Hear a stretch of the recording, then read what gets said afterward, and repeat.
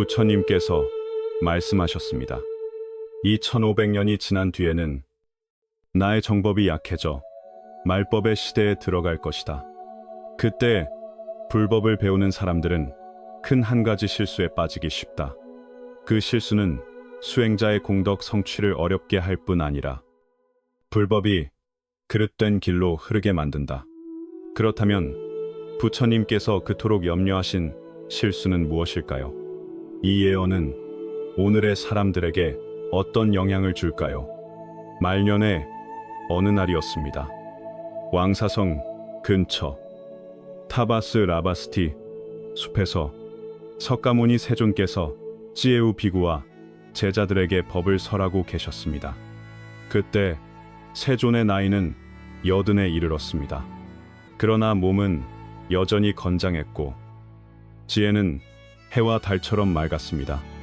보리수의 엄숙한 그늘 아래 사방에서 모인 수천의 제자가 자리를 가득 메웠습니다. 모두가 느꼈습니다. 오늘의 가르침은 평소와 달랐습니다. 공기가 유난히 고요했습니다. 주변의 나뭇잎마저 흔들림을 멈춘 듯 했습니다. 장엄함이 사방을 덮었습니다. 부처님께서 천천히 입을 여셨습니다. 그 음성은 낮고도 힘있게 울려 퍼졌습니다. 너희들아, 오늘 열애가 매우 중요한 한 가지를 말하려 한다. 이 말은 미래의 정법이 어떻게 존재하고 이어질지와 관계가 있다. 또 나를 따르는 이들이 앞으로 어떤 길로 수행해야 하는지와도 관계가 있다. 그 순간 공간은 완전히 적막해졌습니다. 모두 합장하고 숨조차 고르며 들었습니다. 세존의 한마디 한마디가 최상의 진리임을 알았기 때문입니다. 특히 미래를 말하는 예언은 마음 깊이 새겨야 한다는 것도 알고 있었습니다. 부처님께서 조용히 말씀하셨습니다. 내가 후세를 바라보니 정법은 널리 퍼질 것이다. 그러나 그 참된 본질을 꿰뚫는 사람은 점점 줄어들 것이다. 불법을 배운다 하면서도 핵심을 잡지 못하는 이가 많아진다. 심지어 배울수록 더 길을 잃는다. 연로한 한 제자가 물었습니다. 세존이시여, 왜 그런 일이 일어납니까? 부처님께서 한숨을 내쉬며 말씀하셨습니다. 사람들의 마음이 점점 얕아진다. 고요히 마음을 가라앉혀 불법의 진리를 참고하지 못한다. 겉모습만 애고 안을 버린다. 형식만 중히 여기고 본질을 잊는다. 부처님께서 이야기를 하나 들려주셨습니다. 미래에 어떤 상인이 있을 것이다. 그는 날마다 절에 가서 향을 올리고 예불을 한다.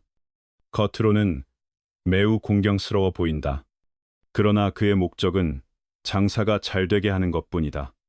잘 팔리고 잘 남게 하는 것, 가정이 평안해지는 것, 그것이 전부다.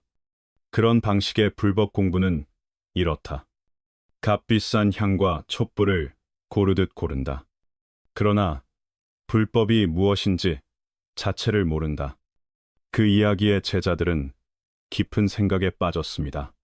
부처님께서 이어 말씀하셨습니다. 불법의 근본은 명심견성에 있다. 마음을 밝히고 자성을 보는 데 있다. 겉의 형상에 있지 않다.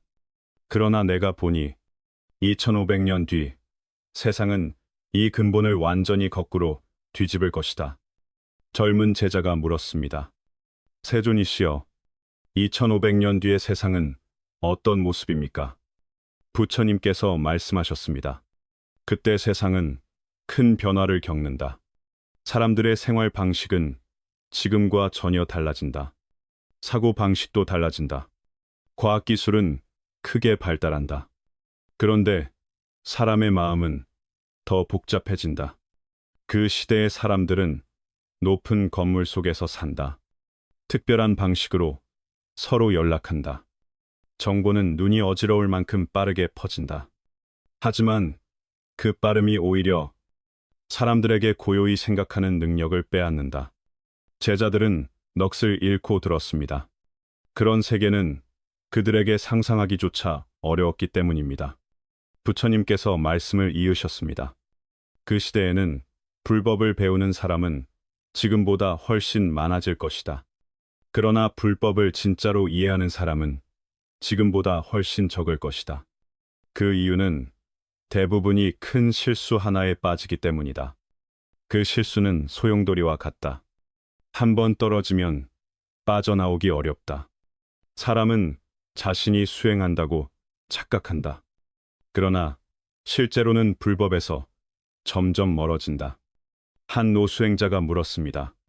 세존이시여, 후대가 그 실수에 빠지지 않게 하려면 우리는 무엇을 해야 합니까? 부처님께서 말씀하셨습니다. 오늘 내가 하는 말은 기록될 것이다. 2500년 뒤 사람들이 이 예언을 발견하는 그때가 바로 경계할 때다. 부처님께서 특히 강조하셨습니다. 수행에서 가장 중요한 것은 무엇인가? 견성이다. 자기 본성을 보는 것이다. 그런데 많은 사람은 뿌리를 버리고 가지를 잡는다. 책으로 얻은 지식과 이론을 근본이라 여긴다. 겉으로 드러나는 모습을 실체라 여긴다. 이는 달을 연구하려 하면서 달을 가리키는 손가락만 바라보는 것과 같다. 부처님께서 또 예고하셨습니다. 미래에는 불법의 외피를 뒤집어 쓰고 사람을 속이는 이가 있을 것이다. 불법을 돈 버는 도구로 삼는 이도 있을 것이다. 불법을 사회적 교류의 수단으로 바꾸는 이도 있을 것이다. 그것들은 모두 참된 불법이 아니다.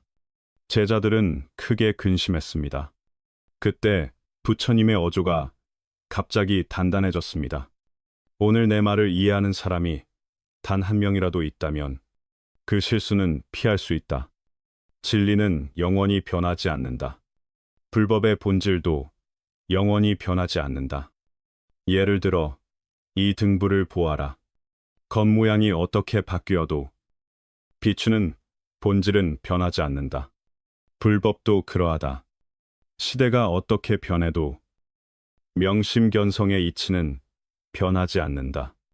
그날 오후 내내 부처님께서는 미래에 대한 많은 예고를 자세히 설하셨습니다. 사람들이 어떻게 불법을 오해하는지, 단순한 도리를 어떻게 복잡하게 만드는지, 겉모습을 꽂느라 어떻게 길을 잃는지 부처님께서 말씀하셨습니다. 가장 안타까운 것은 이것이다. 많은 사람이 불법 공부를 형식으로 바꾼다. 겉으로 예불하는 일을 습관으로 만든다. 경을 외우는 일을 과제로 만든다. 그들은 그것이 불법의 참된 뜻이 아님을 모른다. 바로 그때 번개가 하늘을 가르며 번쩍였습니다. 뒤이어 천둥이 크게 울렸습니다. 부처님의 표정은 더 엄정해졌습니다. 부처님께서 제자들을 두루 바라보시며 말씀하셨습니다. 그 음성은 갑자기 매우 장중해졌습니다. 2500년 뒤 말법의 시대, 불법을 배우는 사람 거의 모두가 이 가장 큰 실수에 빠질 것이다. 수행의 높고 낮음과 상관없다. 재가든 출가든 상관없다. 한번 잘못 들면 공덕은 이루기 어렵다. 또 상상하기 어려운 과보를 부를 수 있다. 부처님께서 여기까지 말씀하시자 안색은 무겁고 엄숙했습니다. 제자들의 마음은 마치 나뭇가지에 매달린 듯 불안해졌습니다. 그 실수는 대체 무엇일까요? 왜 그렇게 두려운 과보를 부를까요? 능엄경의 대세지보살 연불원 통장에는 깊이 되새길 만한 가르침이 기록되어 있습니다. 대세지보살께서 말씀하셨습니다. 말법의 수행자는 수행을 얼마나 오래 하든 99%가 한 가지 큰 실수에 빠진다. 그 실수 때문에 수행자는 수행의 길을 빙빙 돈다. 끝내 바른 방향을 찾지 못한다. 수십 년을 수행하고도 마지막에 돌아보면 제자리인 사람이 있다. 그 실수는 무엇일까요? 이 이야기는 보타산에서 일어났습니다. 깊은 가을이었습니다. 산의 단풍은 불처럼 붉었습니다. 저녁바람은 은은한 독경 소리를 실어왔습니다. 대세지보살께서 중생의 청을 따라 보타산에서 설법하고 계셨습니다. 사방에서 수행자들이 모여들었습니다. 그중 한 젊은 비구가 눈에 띄었습니다. 이름은 명심이었습니다. 그는 어려서부터 절에서 자랐습니다. 10살에 출가했습니다. 지금까지 수행한 지 꼭 10년이었습니다. 그 10년 동안 그는 날마다 경을 외우고 예불하고 주문을 지니고 염불했습니다. 단 한 번도 거르지 않았습니다. 이 정도면 큰 성취가 있어야 한다고 생각하기 쉽습니다. 그러나 명심의 마음은 혼란과 공허로 가득했습니다. 그가 합장하고 간절히 말했습니다. 존자시여, 제가 10년을 수행했습니다. 매일 경을 외우고 예불하고 주문을 지니고 염불했습니다. 그런데 마음이 늘 텅 빈 것 같습니다. 진짜 방향을 찾지 못하겠습니다. 경전에 나오는 경지를 볼 때마다 부럽습니다. 하지만 어떻게 해도 그 경지와 저는 너무 멀게 느껴집니다. 명심 비구가 간절히 대세지보살께 청했습니다. 대세지보살께서 그를 바라보셨습니다. 눈빛은 자비로 가득했습니다. 너 혼자만 그런 것이 아니다. 말법의 수행자 대부분이 이 문제를 겪는다. 보살의 말이 끝나자 법당안이 곧바로 술렁였습니다. 정말로 많은 수행자가 비슷한 고통을 가지고 있었습니다. 20년 수행한 이도 있고 30년 수행한 이도 있었습니다. 그런데도 자신이 제자리 걸음 같다고 말했습니다. 대세지보살께서 둘러보시며 말씀하셨습니다. 너희는 수행을 형식으로 만들어버렸다. 매일 경 읽기, 예불, 주문, 염불로 분주하다. 하지만 숫자를 채우는 데만 마음을 둔다. 그리고 가장 중요한 한 가지를 잊었다. 무엇입니까? 명심이 급히 물었습니다. 너희는 바깥의 공덕을 찾는다. 신통을 싣는다. 경지를 피했는다. 몇 권을 읽었는지, 몇 번 절했는지, 몇 구절 주문을 외웠는지, 몇 년을 했는지. 그러나 수행의 근본은 그 겉모양에 있지 않다. 그 말에 많은 이가 깊은 생각에 잠겼습니다. 사실 그들은 늘 계산하고 있었습니다. 자기가 수행한 연수를 세었습니다. 자기가 외운 경의 횟수를 세었습니다. 자기가 절한 횟수를 세었습니다. 그런데 마음의 번뇌는 줄지 않았습니다. 대세지보살께서 말씀하셨습니다. 며칠 전 산중에서 한 노수행자를 만났다. 그는 수행한 지 60년이 되었는데 매일 딱 한 가지만 한다. 그는 경을 읽지 않는다. 절을 하지 않는다. 주문도 지니지 않는다.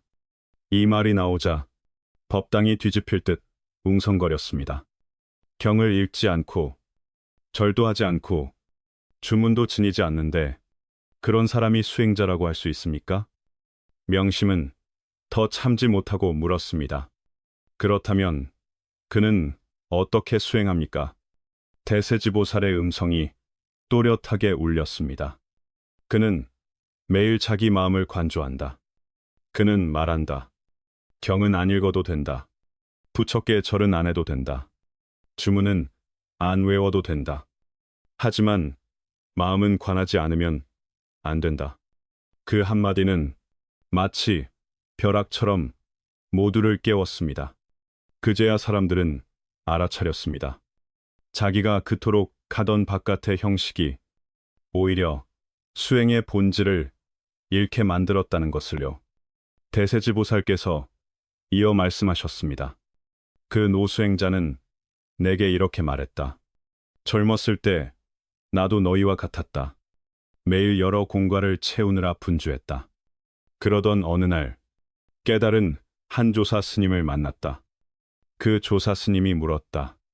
내가 그리 바쁘게 사는데 무엇 때문에 바쁜지 알고 있느냐? 그 말에 그는 즉시 깨달았다. 자기는 날마다 수행한다면서 한 번도 자기 마음을 제대로 알지 못했다. 그날 이후 그는 수행 방식을 바꿨다. 바깥을 쑤는 수행을 내려놓고 안으로 마음을 비추기 시작했다. 여기까지 듣자 명심비구의 마음에 뭔가가 걸렸습니다. 존자시여, 그렇다면 저희는 어떻게 해야 이 실수에서 벗어날 수 있습니까? 어떻게 해야 그 노수행자처럼 참된 수행의 길을 찾을 수 있습니까? 대세지보살께서 의미 깊은 미소를 지으셨습니다. 그 답은 이미 내 마음속에 있다. 마음의 묘함을 진짜로 이해하면 어떻게 수행해야 하는지 저절로 알게 된다. 명심은 곧바로 머리를 숙여 절했습니다. 제가 참으로 어리석습니다. 존자시여, 자비로 가르침을 내려주십시오. 대세지보살께서 모든 이들을 자비로운 눈으로 바라보신 뒤 천천히 말씀하셨습니다. 수행의 근본은 방관자성에 있다.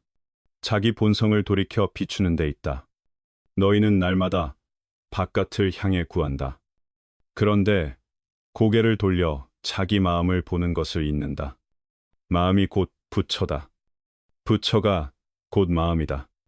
마음을 떠나서 어디에서 불도를 찾겠느냐. 그 노수행자처럼 겉의 형식에 집착하지 말아라. 온 관심을 마음의 관조에 두어라. 한 생각이 일어날 때마다 그는 분명히 알아차린다. 감정이 흔들릴 때마다 그는 끝까지 꿰뚫어 본다. 이것이 참된 수행이다. 생각해 보아라. 왜 많은 사람이 여러 해 수행해도 번뇌가 끊이지 않느냐. 겉의 형식만 중시하고 마음의 관조를 가볍게 여기기 때문이다. 그들은 경을 많이 외우면 수행이라 믿는다. 절을 부지런히 하면 정진이라 믿는다. 주문을 오래 지니면 성취가 온다고 믿는다. 그러나 그것들은 수행을 돕는 인연일 뿐이다. 근본이 아니다. 참된 수행은 이렇다. 매 순간 자기의 생각을 관조한다. 매 순간 자기의 행동을 살핀다. 매 순간 마음이 움직이는 시작을 본다. 내 마음이 맑은가를 본다. 탐심이 남아있는가를 본다. 성냄이 남아있는가를 본다. 어리석음이 남아있는가를 본다. 교만과 의심이 남아있는가를 본다. 겉의 형식에 속지 말아라. 겉으로 보이는 공덕에 묶이지 말아라. 노수행자는 이렇게 말했다. 60년 수행에서 가장 큰 깨달음은 이것이었다. 마음은 경전에 있지 않다. 마음은 불상 앞에 있지 않다. 마음은 주문 속에 있지 않다. 마음은 지금 이 순간의 알아차림에 있다. 지금 이 순간의 깨달음에 있다.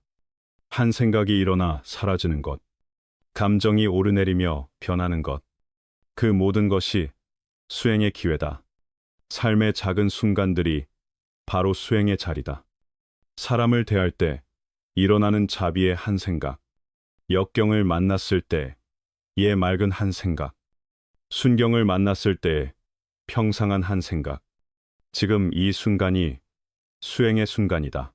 한 호흡, 한 호흡이 선정의 기회다. 그러니 수행을 짐으로 만들지 말아라. 보여주는 공연으로 만들지 말아라. 수행을 삶의 자연스러운 상태로 만들어라. 이 점을 진짜로 이해하면 수행이 이렇게 단순하고 자연스러운 줄 알게 된다. 기억해라. 수행은 형식에 있지 않다. 수행은 마음에 있다. 수행은 수량에 있지 않다. 수행은 질에 있다. 수행은 외상에 있지 않다. 수행은 실질에 있다. 이 이치를 진짜로 이해하면 성불의 씨앗은 원래 내 마음에 있었음을 알게 된다. 다만 바깥의 형식이 그것을 덮고 있었을 뿐이다. 대세지보살께서 말을 마치자 자리에 있던 모두가 깊은 사색에 잠겼습니다. 명심, 비구의 눈에는 눈물이 맺혔습니다. 그는 마침내 알았습니다. 자신이 10년 동안 걸어온 길이 어디서 어긋났는지. 그날 이후 명심비구는 수행 방식을 완전히 바꾸었습니다. 날마다 경을 몇 번 외우는지에 집착하지 않았습니다. 불전에 몇 번 절하는지에 집착하지 않았습니다. 대신 마음을 관조하는데 집중했습니다. 시간이 흐르자 그는 전에 없던 평안과 기쁨을 느꼈습니다. 훗날 명심비구는 자주 이렇게 말했습니다. 수행의 실수는 멀리 있지 않다. 겉모양에 집착해 본심을 잃는 데 있다. 본심으로 돌아가 늘 관조해야 참된 해탈의 길을 찾을 수 있다. 이것이 대세지보살께서 말법의 수행자에게 주신 경책입니다. 수행의 진리는 겉모양이 아니라 마음에 있습니다. 형식에 대한 집착을 놓고 본심으로 돌아갈 때 비로소 해탈의 길을 찾습니다. 지금 이 순간이 수행의 기회입니다. 한 번의 관조가 곧 하나에 가까워짐입니다. 우리 모두가 이 이치를 깨달아 수행의 길에서 다시는 길을 잃지 않기를 바랍니다. 해능 육조께서는 열반을 앞두고 이런 말을 남겼다고 전해집니다. 세상의 만상은 모두 허상이다. 오직 이것만은 참되어 허하지 않다. 이 말은 번개처럼 새 속의 안개를 갈랐습니다. 대체 무엇이기에 한대선사가 이토록 중히 여겼을까요? 당나라의 어느 가을, 조개의 보림사 안은 엄숙하고 무거운 기운으로 가득했습니다. 늙은 종사, 해능이 제자들에게 차분히 말했습니다. 나는 곧 열반에 들 것이다. 제자들은 슬픔을 감추지 못했습니다. 법회 선사가 눈물로 물었습니다. 대사님이 떠나시면 저희는 어떻게 해야 합니까? 해능대사께서 그들을 바라보며 부드럽게 말했습니다. 슬퍼하지 마라. 내가 너희에게 꼭 말해야 할 중요한 일이 하나 더 있다. 제자들은 서둘러 둘러앉아 집중해 들었습니다. 해능대사가 천천히 말했습니다. 나는 세월 동안 많은 사람을 만났다. 권세 있는 이도 있었고 평범한 백성도 있었다. 그들은 각자의 번뇌와 집착을 안고 왔다. 어떤 이는 명예와 이익에 집착했다. 어떤 이는 감정에 집착했다. 어떤 이는 수행 자체에 집착했다. 그들은 그것이 삶의 의미라고 믿었다. 한 제자가 참지 못하고 물었습니다. 스승님, 그것들이 현실이 아니란 말씀이십니까? 해능 대사는 곧바로 대답하지 않고 이야기를 들려주었습니다. 옛날에 한 상인이 있었다. 그는 값으로 매길 수 없는 보주를 얻었다. 그는 그 보주를 너무도 아꼈다. 어느 날 그는 꿈을 꾸었다. 자신이 거지가 되어 가진 것 하나 없이 고통받는 꿈이었다.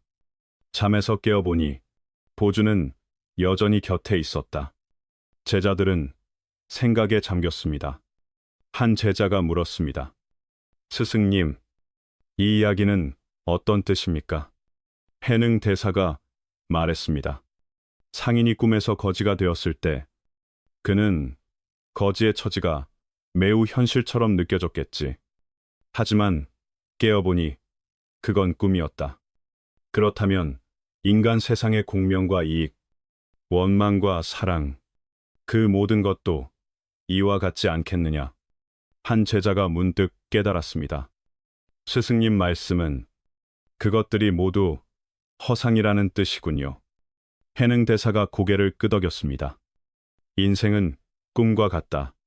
세상의 만상은 모두 허상이다. 많은 사람은 그 허상을 캤는다. 마치 상인이 보주에 집착하듯 말이다. 그러니 바깥 것에 휘둘려 번뇌하는 것이 얼마나 우스운가. 젊은 제자가 물었습니다. 스승님, 세상의 만상이 모두 허상이라면 저희가 수행하며 깨달음을 구하는 것도 허상을 텄는 것입니까? 해능 대사의 눈빛이 번뜩였습니다. 그는 젊은 제자를 바라보며 천천히 말했습니다. 네가 핵심을 물었다. 세상의 만상은 모두 허상이다. 그러나 한 가지는 참되어 허하지 않다. 해능 대사는 잠시 말을 멈추었습니다. 자비롭고 깊은 눈빛으로 제자들을 바라보았습니다. 그리고 이어 말했습니다. 그 참되어 허하지 않은 한 가지. 그것은 너희의 본래 면목이다. 너희의 본래 모습이다. 금강경은 말한다. 범소유상, 개시어망, 형상이 있는 것은 모두 허망하다. 그러나 그 허망함을 알아차리는 마음은 참되다. 너희는 본래 스스로 갖추었다. 바깥에서 구할 필요가 없다. 한 제자가 급히 물었습니다. 스승님, 그 참된 마음을 어떻게 보아야 합니까? 해능대사가 말했습니다. 이런 구절이 있다. 보리는 본래 나무가 아니요. 밝은 거울도 받침대가 아니다. 본래 한 물건도 없으니 어디에 티끌이 앉겠는가? 너희의 본래 면목은 지금 여기에 있다. 억지로 패길 필요가 없다. 억지로 고칠 필요도 없다. 본래 원만하고 구족하다. 해능대사가 이어 말했습니다. 상인이 꿈에서 재물을 채자 죽도록 애쓰다가 깨어보니 보주가 늘 곁에 있었던 것처럼 너희도 늘 밖으로만 구한다. 그러나 너희 자신이 본래 부처임을 모른다. 법회 선사가 물었습니다. 스승님, 그렇다면 우리가 늘 하던 수행, 염불과 참선은 의미가 없습니까? 해능 대사가 설명했습니다. 의미가 없다는 말이 아니다. 유마경은 말한다. 부처의 국토와 중생이 공함을 알면서도 늘 정토를 닦고 중생을 교화한다. 수행은 집착을 내려놓기 위한 것이다. 본래 면목을 보게 하기 위한 것이다. 거울을 닦는 것과 같다. 무언가를 새로 만드는 것이 아니다. 먼지를 닦아내는 것이다. 너희의 불성은 본래 구족하다. 다만 망념이 덮고 있을 뿐이다. 또 한 제자가 물었습니다. 스승님, 세상이 허상이라면 우리는 중생을 제도할 필요가 있습니까? 해능대사가 답했습니다. 화엄경은 말한다. 마음은 뛰어난 화가와 같아서 세상을 그린다. 세상은 허상일지라도 중생의 고통은 현실이다. 허상 속에서 중생을 제도하는 것, 그것이 보살의 경계다. 해능대사는 예디를 떠올리며 말했습니다. 내가 황매산에서 오조를 만났을 때 나는 글자도 몰랐다. 그러나 마음속으로는 알았다. 자성은 본래 구족하며 바깥에서 얻는 것이 아니라는 것을. 오조가 나에게 의발을 전한 것은 학문 때문이 아니었다. 내가 참되어 허하지 않은 이것을 보았기 때문이다. 해능 대사의 목소리는 더 단단해졌습니다. 기억해라. 세상의 만상은 꿈이고 환영이다. 그러나 이것이 꿈이고 환영임을 아는 그 마음은 참되다. 그 마음은 생겨나지 않고 사라지지 않는다. 더럽지도 깨끗하지도 않다. 늘지도 줄지도 않는다. 이 점을 알아차리는 것이 참된 수행이다.